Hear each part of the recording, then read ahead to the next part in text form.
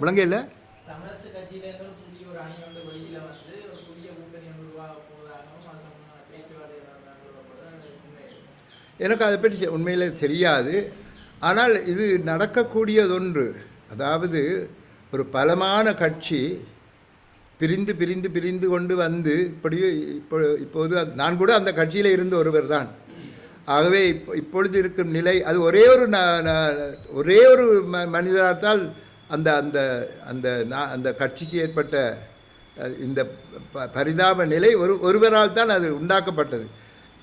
நான் அதிலிருந்து வெளியேற வேண்டிய அதற்கு காரணமாக இருந்தவரும் அவர்தான். இப்பொழுது அந்த கட்சியை பிரிக்க வேண்டிய அவசியத்தை ஏற்படுத்தியவரும் அவர்தான். ஆகவே குறிப்பிட்ட சிலர் இன்னொரு கட்சியை தொடங்கப் போவதாக அறிவித்திருந்தால் அதை நான் கேட்டு ஆச்சரியப்படுவதற்கு இல்லை.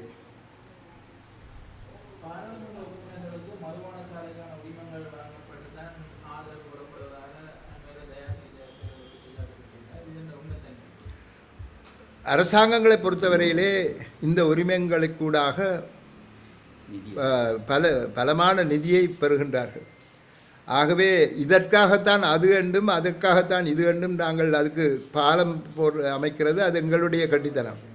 ஆனால் அது உண்மையாகவும் இருக்கலாம், இல்லாமலும் இருக்கலாம். ஆனால் அரசாங்கத்துக்கு தேவையானது வரி. ஆகவே மதுபான சாலைகளிலே இருந்து அவர்களுக்கு போதுமான வரி கிடைப்பதன் காரணத்தினால் அவர்கள் இந்த மதுபான சாலைகளுக்கு உரிமங்கள் கொடுத்து கொண்டு வரக்கூடியதாக இருக்கக்கூடும். ஆனால் அது அரசியல் காரணங்களுக்காக பாவிக்கப்படுகின்றதா இல்லையா என்பது நீங்கள் தான் அறிந்து கொள்ள வேண்டும்.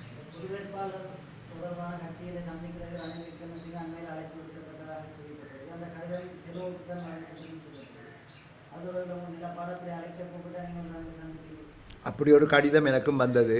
நான் உண்மையிலே அந்த கடிதம் உண்மையாக பொய்யான்னு நான் ஜனாதிபதி செயலகத்தோடு தொடர்பு கொண்டு கேட்டான்.